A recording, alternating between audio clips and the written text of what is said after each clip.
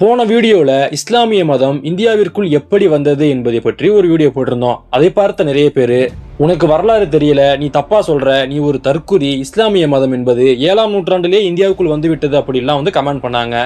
இதையும் தாண்டி இன்னும் சிலர் எப்படி கமெண்ட் பண்ணாங்க அப்படின்னா, கிபி 7ஆம் நூற்றாண்டிலேயே கேரளாவுல முதல் மசூதி என்பது கட்டப்பட்டு விட்டது, ஒரு சேர மன்னரே இஸ்லாமிய மதத்துக்கு மதம் மாறிட்டார் அப்படின்ட்டுலாம் கமெண்ட் பண்ணிட்டு இருக்காங்க. உண்மையிலேயே ஒரு சேர மன்னர் இஸ்லாமிய மதத்திற்கு மதம் மாறினாரா, இஸ்லாமிய மதம் இந்தியாவிற்குள் எப்பொழுது பரவியது என்பதை பற்றி தெளிவான ஆதாரங்களுடன் இந்த ஒரு பதிவில் நம்ம பார்க்கலாம். இந்த வீடியோக்குள்ள போறதுக்கு முன்னாடி நீங்க ஒரு மத பார்வையில் இந்த வீடியோ பாக்குறீங்கன்னா அப்படியே ஸ்கிப் பண்ணிட்டு போயிருங்க. ஏன் அப்படின்னா வரலாற்று பார்வையில் தான் பார்க்கணுமே தவிர நீங்க மத பார்வையில் பார்த்தீங்கன்னா அந்த வரலாறு என்பது உங்களுக்கு புரியாது.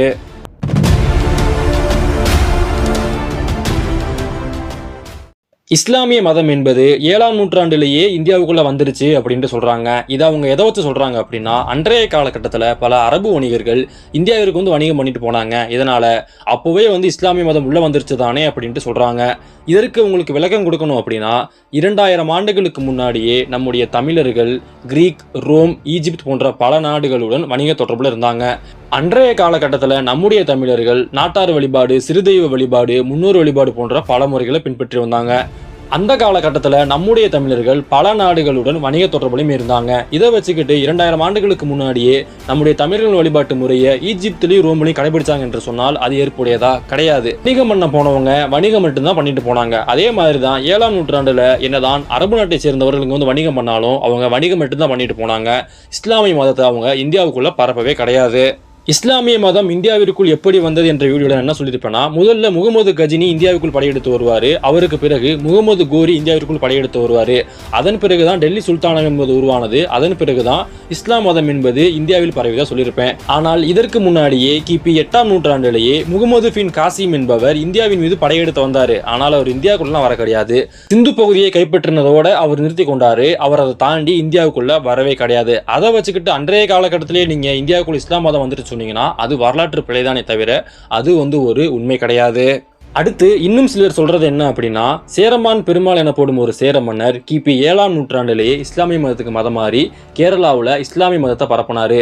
கிபி 7ஆம் நூற்றாண்டிலேயே கேரளாவில் முதல் மசூதியை கட்டிட்டாரு அப்படின்ட்டு சொல்றாங்க. ஆனால் இதற்கு எந்த ஒரு வரலாறுமே கிடையாது. அந்த கதை என்னங்கிறத இப்ப நம்ம பார்க்கலாம். சேரமான் பெருமாள் எனப்படும் ஒரு சேர மன்னர் கிபி 7ஆம் நூற்றாண்டில் இருந்தாராம். அவர் வானத்தை பார்த்தபொழுது வானத்தில் இருந்த நிலா இரண்டா உடஞ்சி மறுபடியும் ஒன்னா சேர்ந்துச்சான். இதை பார்த்த உடனே அவர் அங்க இருந்தவங்கள்ட்ட இது எப்படி நடந்துச்சு, எதனால் நடந்துச்சு என்பதை பற்றி விசாரிச்சாராம். அதற்கு அங்கிருந்த அரபு வணிகர்கள், முகமது நபி எனப்படும் ஒரு இறை தூதர் வந்திருக்கின்றார், அவர் இறைவன் இருக்கிறார் என்பதை நிரூபிப்பதற்காக நிலாவை இரண்டாக பிளந்து மீண்டும் ஒன்றிணைத்தார் என்று சொன்னதாகவும், அதை கேட்ட உடனேயே சேர மன்னரான சேரமான் பெருமாள் நான் அவரை பார்த்தே ஆகணும் அப்படின்னு சொல்றாராம். இதன் பிறகு அரபு வணிகர்கள் மூலமாக சேர மன்னர் அன்றைய காலகட்டத்தில் முகமது நபியை பார்க்க போறாரு.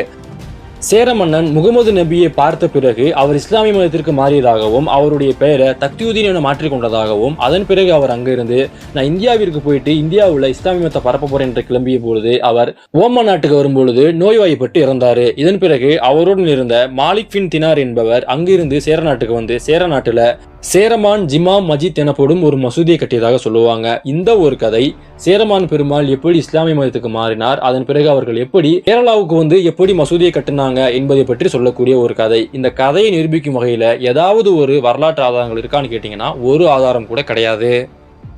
சரி, இவங்க சொல்ற இந்த ஒரு கதைக்கு தான் ஆதாரம் கிடையாது. அந்த சேரமான் பெருமாள் எனப்படுவது ஒரு பட்டப்பெயர். உங்களுக்கு இன்னும் தெளிவாக சொல்லணும் அப்படின்னா, கிபி 8ஆம் நூற்றாண்டுல இருந்து கிபி 12ஆம் நூற்றாண்டு வரைக்கும் சேரநாட்டை ஆட்சி பண்ண சேர மன்னர்களை சேரமான் பெருமாள்கள் என்று தான் நினைப்பாங்க. ஏன் அப்படின்னா அந்த பெருமாள் என்பது ஒரு பட்டப்பெயர் மாதிரி சேர மன்னர்கள் அவங்களுக்கு பின்னாடி போட்டுக்குவாங்க. அடுத்ததா இந்த கதையில இவங்க சொல்லக்கூடிய இந்த சேரமான் பெருமாள் என்பவர் யாருன்னா, இவர் ஒரு நாயனார். இந்த நாயனார்கள் யாருன்னா, இவங்க ஒரு மிக பெரும் சிவபக்தர்கள். இவருடைய ஆட்சி காலகட்டத்தில் இவர் பாண்டிய நாடு, பல்லவ நாடு போன்ற பல நாடுகளுக்கு போயிருக்காரு. இவருடைய ஆட்சி காலகட்டத்தில் கேரளாவில் பல சிவன் கோயில் என்பதும் கட்டப்பட்டது. இப்படி ஒரு மிகப்பெரிய சிவபக்தராக இருந்தவர் எதற்காக இங்கிருந்து அரபு தேசம் போயிட்டு இஸ்லாம் மதத்திற்கு மாறியிருக்க வேண்டும்? அடுத்ததா இவர் வாழ்ந்த காலம் என்பது நபிகள் இருந்து 50 ஆண்டுகள் கழிச்சு தான் இவர் சேரநாட்டில் அரியணை ஏறியிருக்காரு. இதற்கு என்ன ஆதாரம் அப்படின்னா, இவருடைய ஆட்சி காலகட்டத்தில் பாண்டிய நாட்டில் இருந்த பல்வேறு சிவாலயங்களுக்கு இவர் போயிருக்காரு. அப்படி போகும்பொழுது பாண்டிய மன்னனான ரணதீர கோச்சடையானே இந்த சேர மன்னரை வரவேற்றிருக்காரு.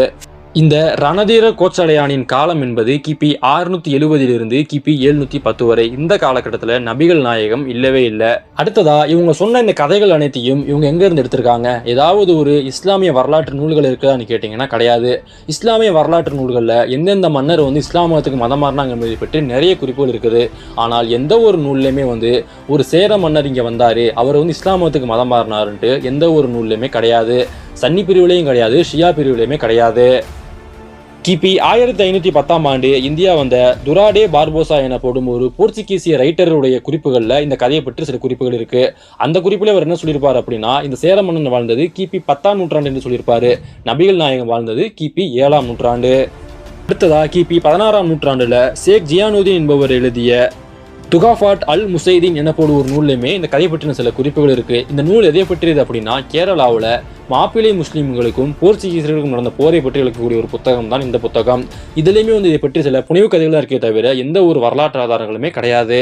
இன்னும் உங்களுக்கு தெளிவாக புரியுற மாதிரி ஒரே வரியில சொல்லணும் அப்படின்னா, இஸ்லாமிய மதத்தின் முதல் மசூதி என்பது கிபி 622 கட்டப்பட்ட கியூபா மசூதி. அதன் பிறகு கிபி 630ஆம் ஆண்டு ஈராக்கிலும், கிபி 1642ஆம் ஆண்டு ஈஜிப்திலும், கிபி 1715ஆம் ஆண்டு சிரியாவிலும் மசூதிகள் கட்டப்பட்டது.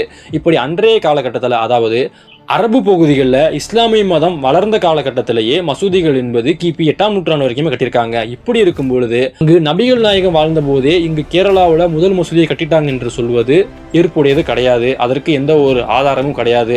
ஒரு மதம் எங்கு உருவாகுதோ அங்க இருந்து அந்த மதம் என்பது கொஞ்சம் கொஞ்சமாக பரவும். அப்படி கொஞ்சம் கொஞ்சமா பரவி தான் இந்தியாவிற்குள்ள கிபி 10ஆம் நூற்றாண்டுக்கு பிறகு உள்நுழைந்தது. இப்படி வரலாறு என்பது மிகவும் தெளிவான ஒரு நேரான பார்வையில தான் இருக்குது. ஆனால் அந்த வரலாற்று யாருமே ஒரு தெளிவான நேரான பார்வையில பார்க்கிறதே கிடையாது. அவர்கள் ஏற்றுக்கொண்ட சித்தாந்தத்திற்கு ஆதரவாகவும் அவர்கள் ஏற்றுக்கொண்ட மதத்திற்கு ஆதரவாகவும் அந்த ஒரு வரலாற்றை பார்க்கும் பொழுது அந்த வரலாறு என்பது தவறான ஒரு பார்வையில் தான் இருக்குமே தவிர அது உண்மையான ஒரு வரலாறாக இருக்காது. இந்த வீடியோ உங்களுக்கு பிடிச்சிருந்ததுன்னா லைக் பண்ணுங்க, ஷேர் பண்ணுங்க. உங்களுக்கு அடுத்து என்ன மாதிரி வீடியோ வேணுங்கிறதையும் மறக்காம கமெண்ட் பண்ணுங்க. மேலும் இது மாதிரியான பல பதிவுகளுக்கு நம்முடைய சேனலை சப்ஸ்கிரைப் பண்ணிக்கங்க. நன்றி.